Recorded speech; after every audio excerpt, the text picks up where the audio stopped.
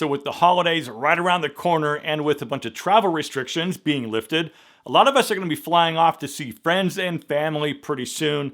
So I wanted to share a few ways that you can make your next trip to the airport a heck of a lot easier and a lot less stressful. I mean, traveling itself is a lot of fun, right? I mean, you get to take some time off and go see some old friends and family for the holidays.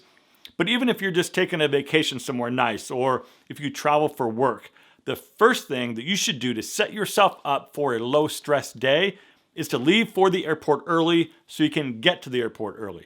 So trust me, I have been stressed out to the max driving to the airport because there was an accident on the freeway and I've got no control over the traffic. It caused a domino effect of unnecessary stress until I finally sat down on the plane and knew I was good.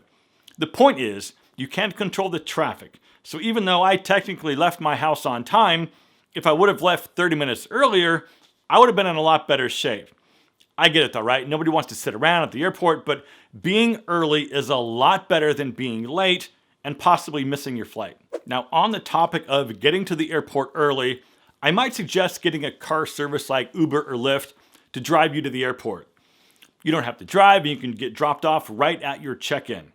Now, I do understand there is a cost for this, but weigh that cost to the price that you would pay by parking at the airport or at a nearby shuttle lot for whatever days that you'll be gone, because it might even be a wash. And by getting an Uber, you just saved a lot of time by not having to wait for the shuttle van at the airport to pick you up from the parking lot and then drop you off back at the terminal. And if you're anything like me and you don't mind paying a little bit more for convenience, getting an Uber or a Lyft might be worth it. Next is to be ready for security. I mean, unless you've got TSA pre or clear, you know that you're gonna have to take your shoes off, empty out your pockets, and take out your laptop. So while you're waiting in line at security, use that time to take whatever's in your pockets and put it in your carry-on bag. Get all your liquids ready to come out and just basically be ready.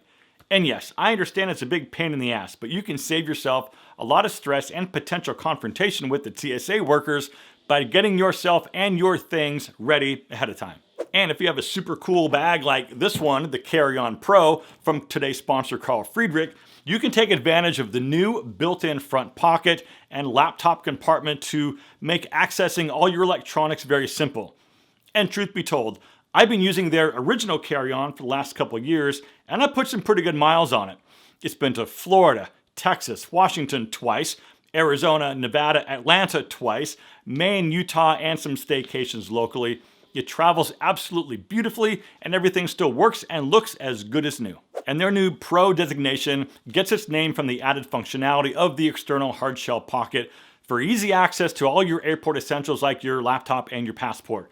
The shell is made of lightweight polycarbonate with an aluminum frame for extra durability, and they also use this beautiful Italian leather detailing, which I think looks fantastic. And I mentioned about before their 360-degree Japanese spinner wheels and how smooth they are and how straight they track.